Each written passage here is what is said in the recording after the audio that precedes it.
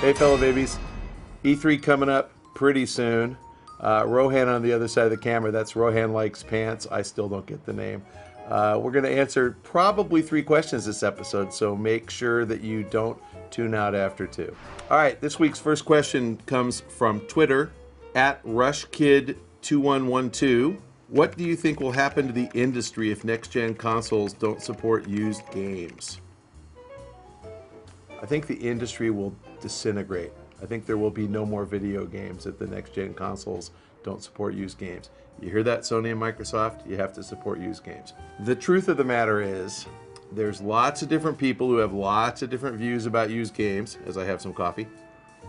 Oh, just for your information, we're taping this at 7:07 a.m. West Coast time. I've been here since about 4:15. This is my first cup of coffee. There are lots of different people who have different views on used games. There's no question that if you walk into a store and you want to buy a new game that came out a month ago or less, and if the store, let's just use GameStop as an example since they have 90% of the used game market in the US. If you walk into a GameStop, you ask for a new copy of a new game, let's say it's December 15th, you ask for Call of Duty Modern Warfare 3, and they say, that's $60, but did you know we have a used copy that is clean, we refurbished it, it's got everything, it looks beautiful, and it's $55. Of course, if you buy that used copy, you're not buying the new copy. That costs the publisher, in this case Activision, a new game sale. No question about that. So I think the open question is, what does it actually cost Activision, EA, Ubisoft, Take-Two, THQ, Nintendo, Square Enix, all the rest of those guys, if people trade in used games and then some people buy used games instead of new games? My guess is 5% of software sales, probably, because most people don't finish games in a week. Most people take 3 weeks to a month to finish games. Not everybody buys a game the first day. You probably don't have that many games traded in. In reality, about 40% of all games sold get traded back in. So the question is, of those 40%, how many come in the first 3 or 4 months? Typically, we're seeing about 75% of new game sales in the first 3 months. The game that keeps selling beyond 3 months is unusual. It happens. But like Madden football pretty much is done when football season is done. So what's the cannibalization? And I'd say probably 5%. I'd say about 5% of the time somebody buys a used game instead of a new game. That costs the publisher a new game sale. Remember, I'm not saying all used games in the aggregate total 5% of new game sales. I'm saying sometimes it's different customers. When you're a year later, 2 years later, these are guys looking for a bargain. They're looking in the bargain bin. They are not going to pay even $20 for a full price new game that's been out 2 or 3 years. They're going to buy the used game for 10 or 15. They would never even look at the new game. So again, I think about 5%.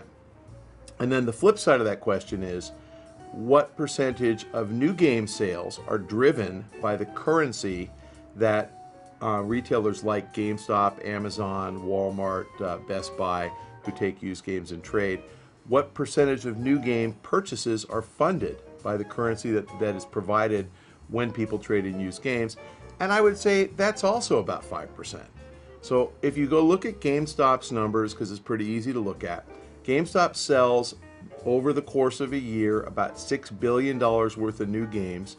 They sell about $2 billion worth of used games, and they pay about $1 billion for those $2 billion they sell. So they make about $1 billion profit. But that billion turns into currency to buy new games.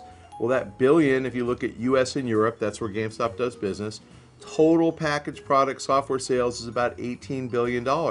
What is 18 billion divided into 1 billion? Good round numbers, about 5%. So I think it's reasonable to say you lose some new game sales from people buying used games instead of new games. You gain some new game sales from people getting currency on the trade-in. I think it's about a wash. Now, I'm willing to accept that I'm wrong by 1 or 2 or 3 percentage points. Of course, one could be 8, the other could be 5. Either way, fine. I'm sure on individual games there are some games that lost 2 or 3% of sales, but over time it all kind of balances out. So what's the big controversy? Well, some publishers think it's a problem because They'll go in when a new game is selling and they'll see that there are used games available and they will point to that and say, that's costing me sales. They don't think about those unused credits that sit in gamers' pockets that fuel that next game purchase. So again, it looks bad, but I don't think it's that big a deal. The question was, do I think what will happen in the industry if the next gen consoles don't support used games? And I think the answer is a question. Why would the next gen consoles not support used games? Let's think about it from Sony and Microsoft's perspective, okay?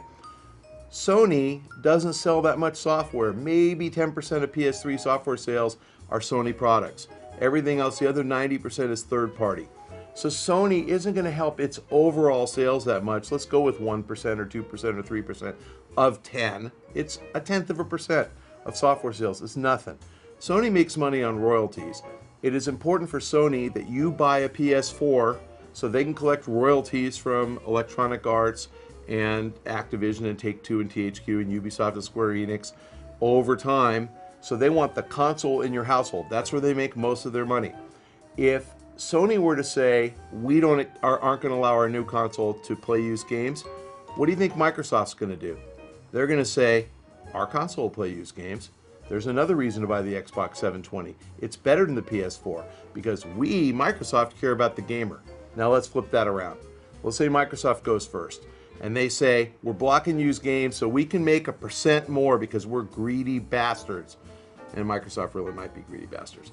Sony's going to say, wow, we lost the last cycle. We can win this one. Guess what? The PS4 plays used games.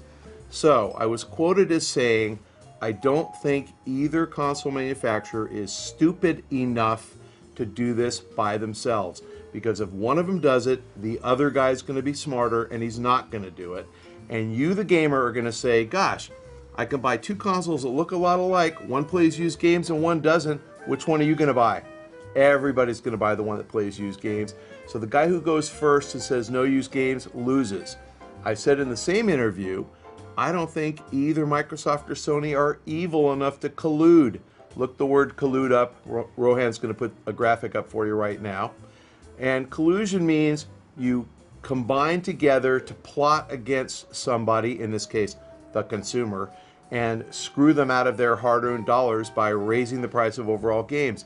If you don't get currency for used games, you don't have as much money to buy games. Guess what? Average prices go up. That's not a good thing. If they do that, the federal government gets involved. We have something called the Federal Trade Commission. This is US. They don't like people who collude to screw the consumer out of money. So neither Microsoft or Sony are dumb enough to do this by themselves, and neither Microsoft or Sony are evil enough to do it together. Answer, not happening. So the question, what will happen to the industry if they don't support used games?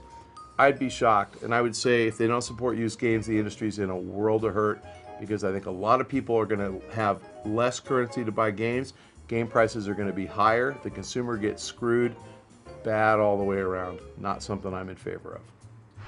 This week's next question from Last Dragon 89. With the new Assassin's Creed having a minority character as protagonist, and other games such as Prototype 2 having a minority character as a protagonist, do you think more big title companies will have minority characters as their main protagonists in the future? I hope so. And I think with minority, I think you should throw women in there.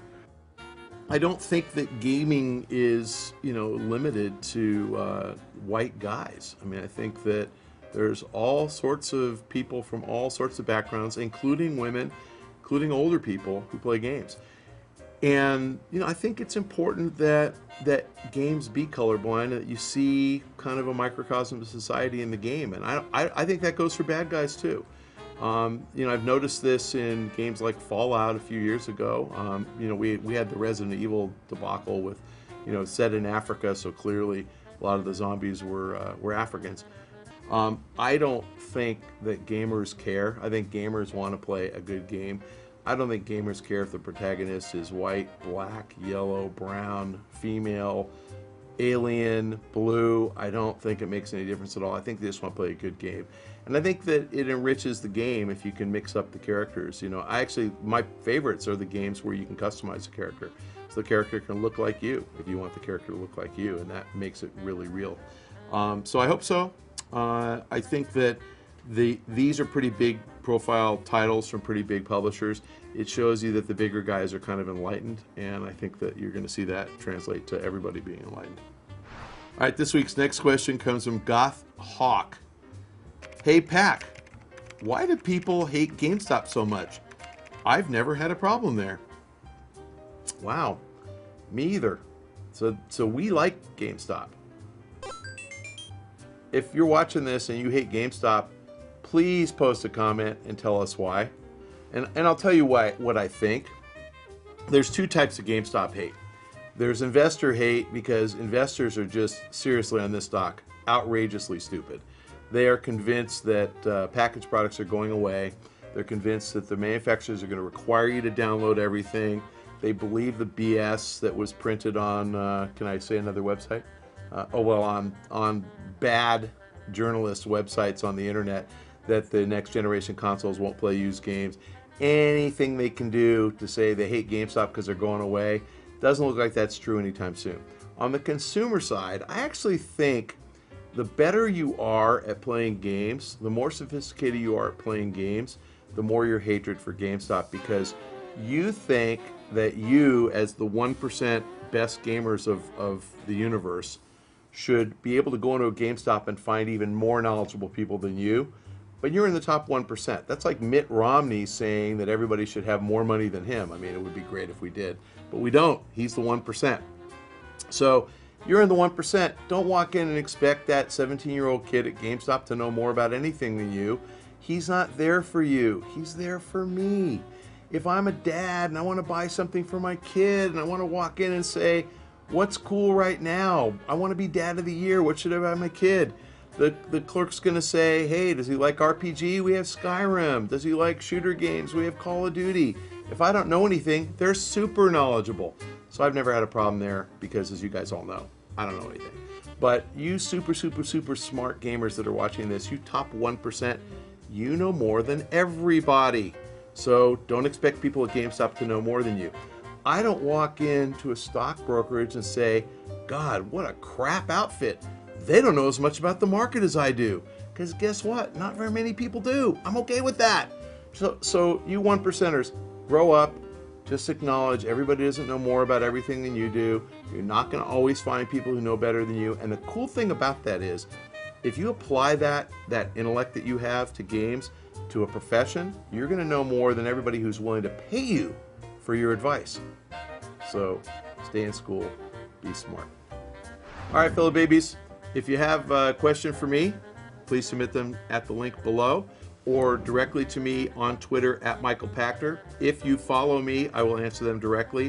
If you don't follow me, I won't answer them. And if you have a question for the show, at Michael Pachter on Twitter, and copy at Rohan Likes Pants, because Rohan picks all the questions.